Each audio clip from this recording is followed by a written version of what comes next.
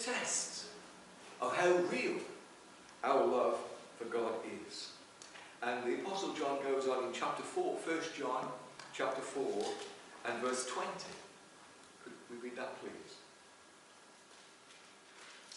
But if a man say, I love God, and hate his brother, he is a liar. Thank you. But he that loveth not his brother, whom he has seen, how can he love God, whom he has not seen? Thank you. So this is the test. The way we treat people is evidence of how real our love for God is. Throughout the Bible, true religion is marked not just by orthodox doctrine and keeping the law. True religion, according to the scriptures, is seen by how we treat people, especially people who are in need. Belonging to a large church organisation as we do, sometimes we can hide behind what the big church is doing. Sometimes we can hide behind what ADRA, ADRA is a big humanitarian arm of the church, does a lot around the world. And we may think we can be proud of that, and we can hide behind it. Or we can hide behind what the local community services department is doing. But God looks upon us as individuals. Amen. It's God loving our heart that will lead us to be kind to other people. Not only God, but also man judges us on the way we treat people. People notice how we treat people. So man judges us as well as God on how we treat people. President McKinley was the 25th President of the United States of America.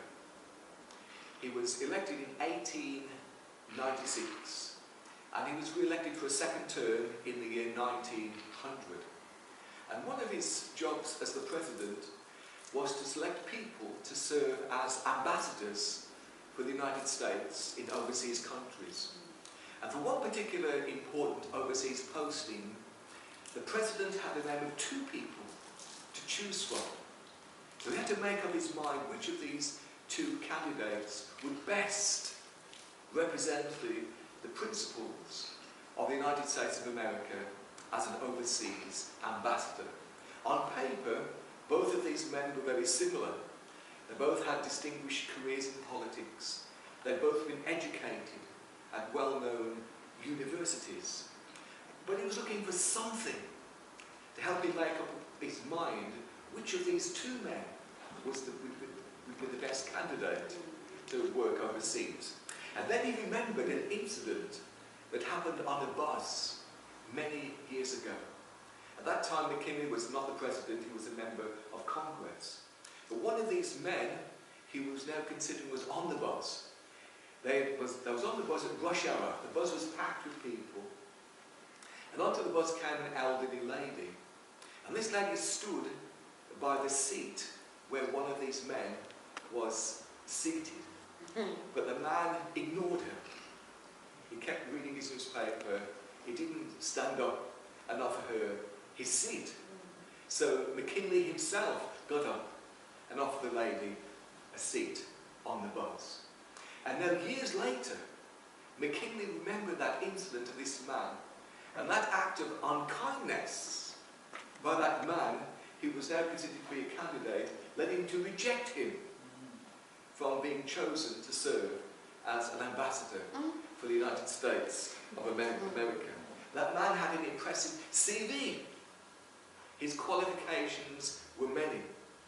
But the deciding factor that was critical in helping the president make a decision was his failure to help someone in need. Not only God, but also man judges us on the way we treat people. In Matthew chapter 25, Jesus describes the judgment scene when he separates the sheep from the goats when he returns. And according to what Christ said in Matthew 25, the judgment will be determined by one main point.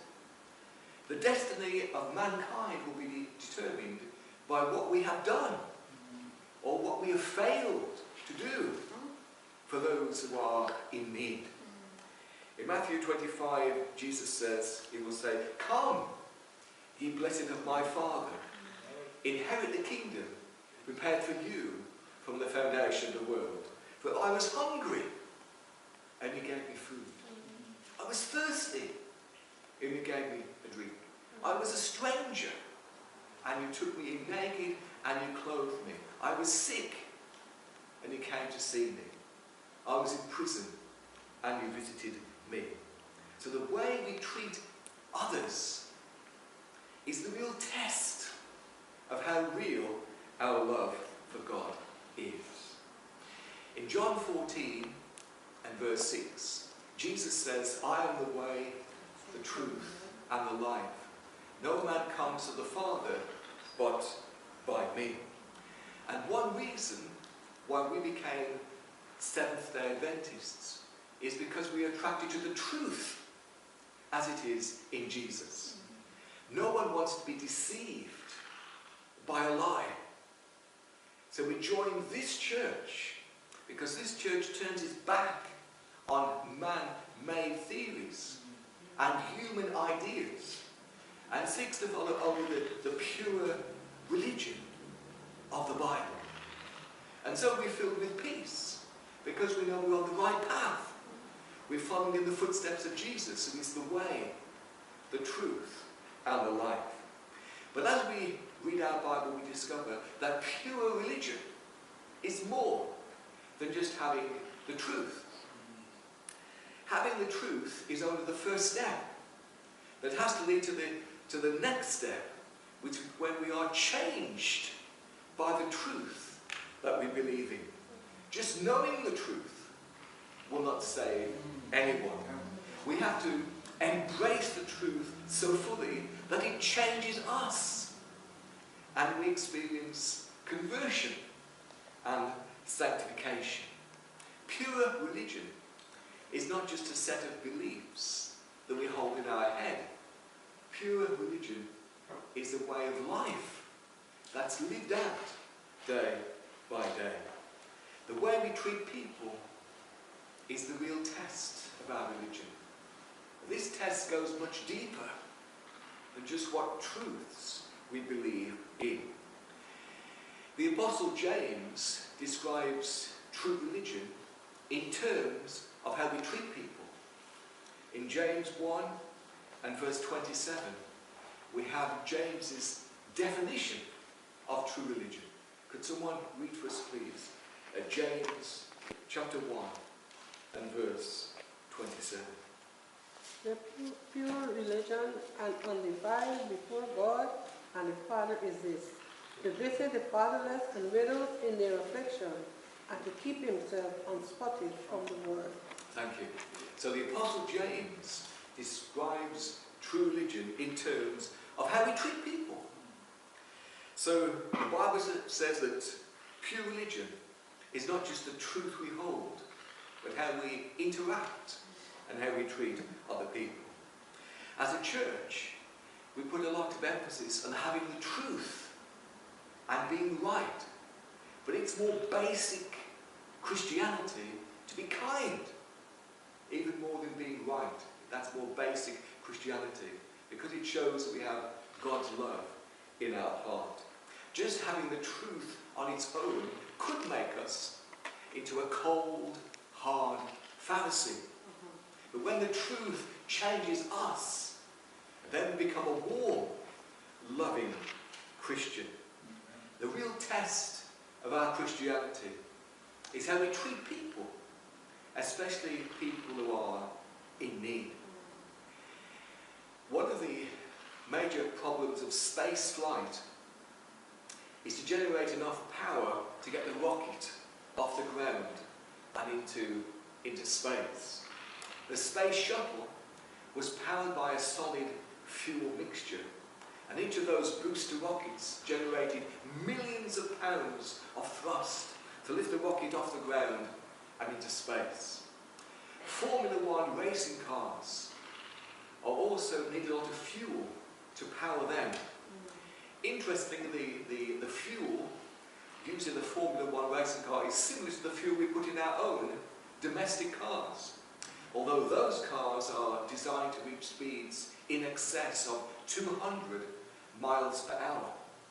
So fuel is needed to get a rocket into space. Fuel is needed to empower the Formula One racing car. So what fuel do we have as Christians?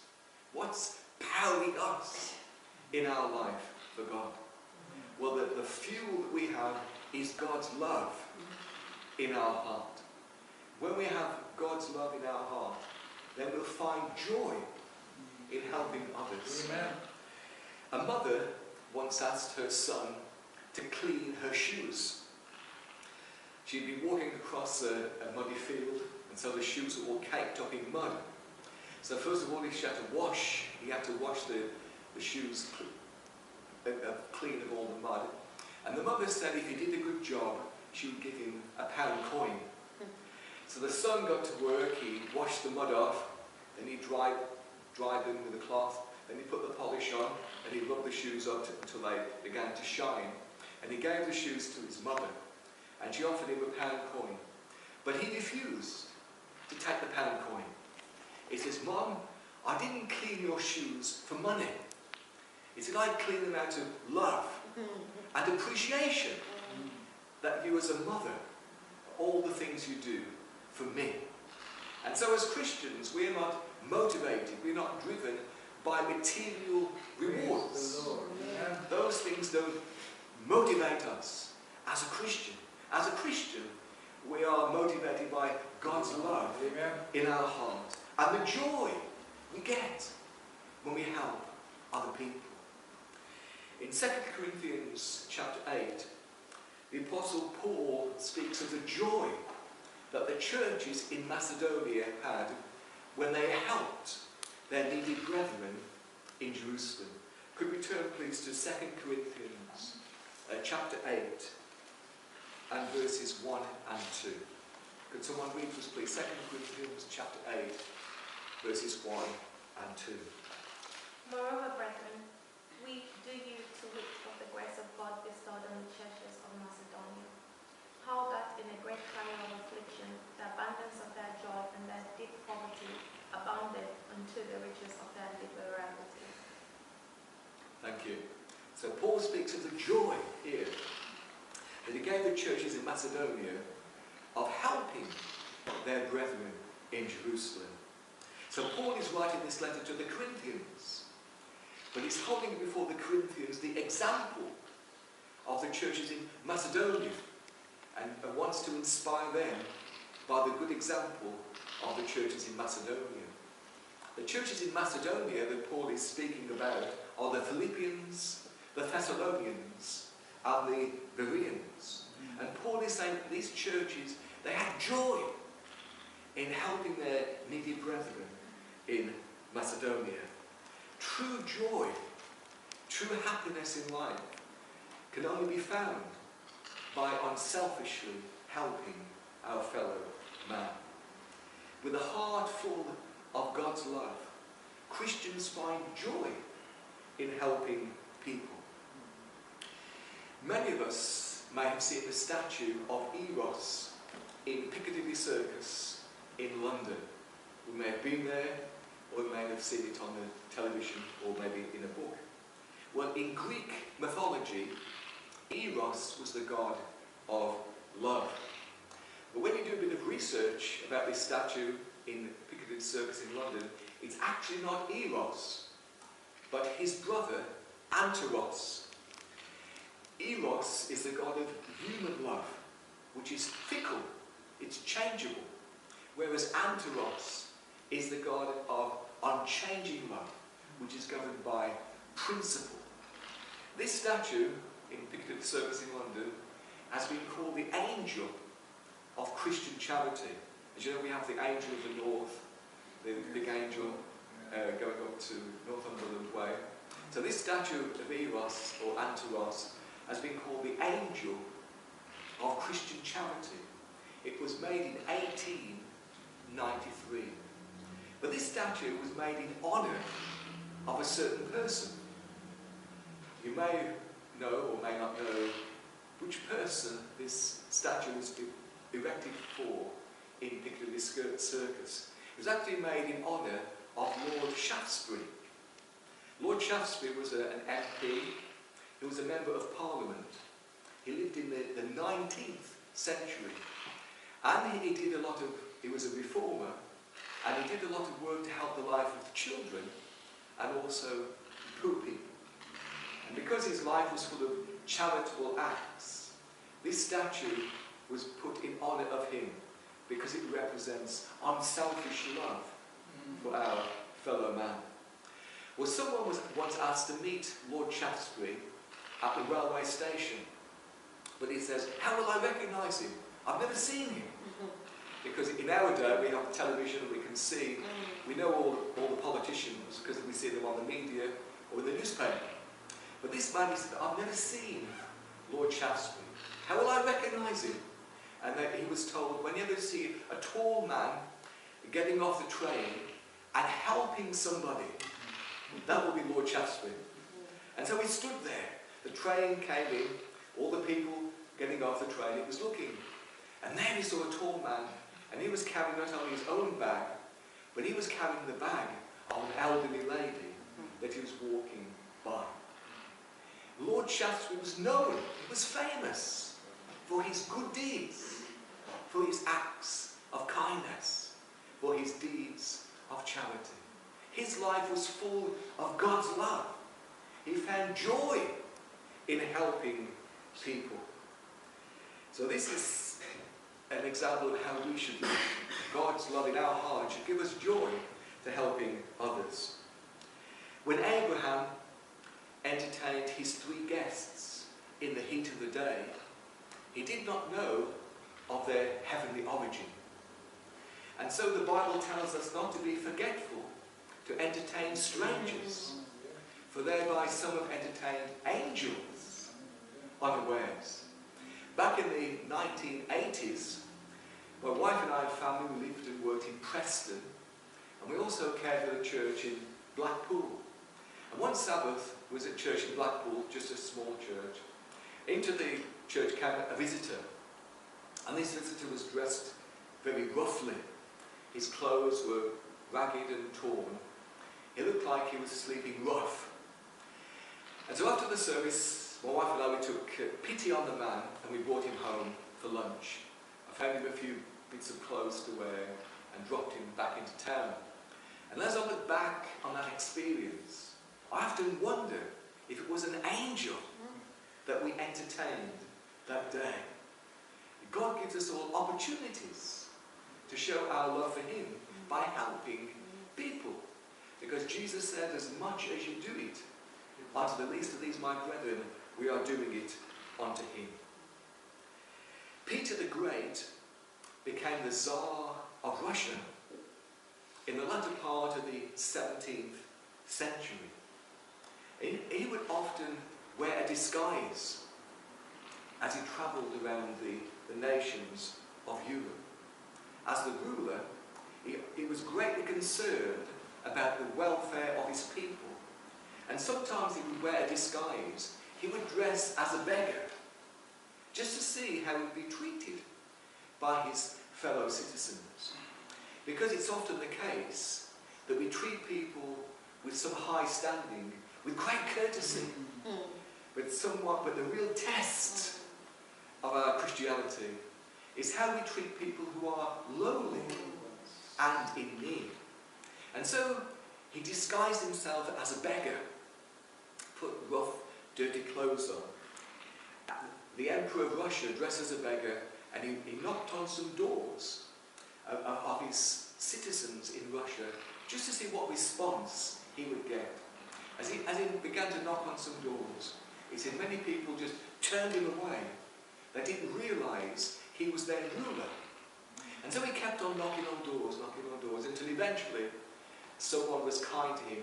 They opened up their home, gave him a hot meal, and gave him shelter for the night. And he was greatly impressed by the kindness of this man. And so when he went back to the palace, he gave orders for that man to be honoured for his kindness.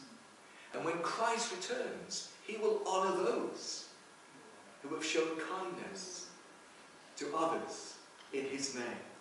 He will say, "Come, ye blessed of my Father, inherit the kingdom prepared for you from the foundation of the world." Christians of all ages have been noted for their acts of kindness. Back in the 4th century AD, there lived a monk called Basil. And at this time, many Christians were running away from society. And they were going to live out in the deserts as hermits. And they thought that by shutting themselves away from society, they could avoid the corruptions of the world and devote themselves to prayer. But Basil says, no, this is wrong. He said Christians shouldn't shut themselves away from the world. They should interact with the world as salt and as light. Because it's only as we interact with people that we can help them. So Basil said to the Christians who were wanting to just run away from society, he said, if you want to live a life of devotion to God, he says, come with me. He said, we'll not go to some desert region. He said, we'll go to some great city. And there we'll help people. And that's just what Basil did and his followers. They went to the city of Caesarea. Caesarea is mentioned in the Bible in both the Old and the New Testaments. And just outside the city of Caesarea, Basil and his followers built a monastery. They built this monastery not to shut themselves away from people, but as a place where people could come and find help. Because in the monastery, Basil built a hospital to care for the sick. He built an orphanage to help needy children. He built a hostel where strangers could find rest. This monastery, built by Basil, was a great benefit to the people of Caesarea. In fact, that monastery became the most useful building in the whole of the city, because it was a place not where Christians could hide away, but where neighbours could come and find help for all of the needs which people have in our world today. Because it's practical Christianity that counts for so much in today's world.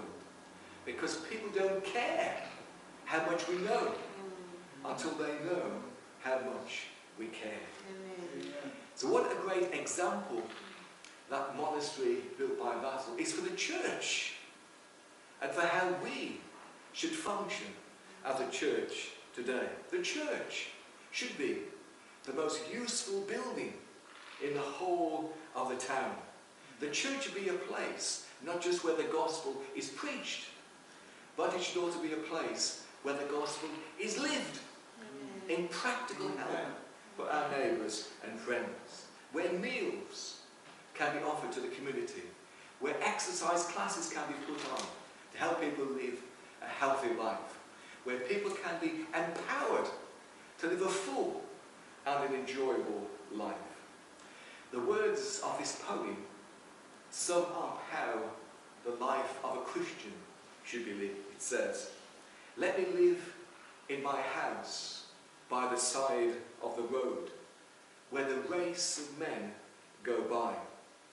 They were good, they were bad, wise and foolish, and so am I. So why should I sit in the scorner's seat, or hurl the cynic's ban? Let me live in my house by the side of the road, and be a friend to man. I see from my house by the side of the road, by the side of the highway of life, that men press on with the ardour of hope, and men who are faint in the strife.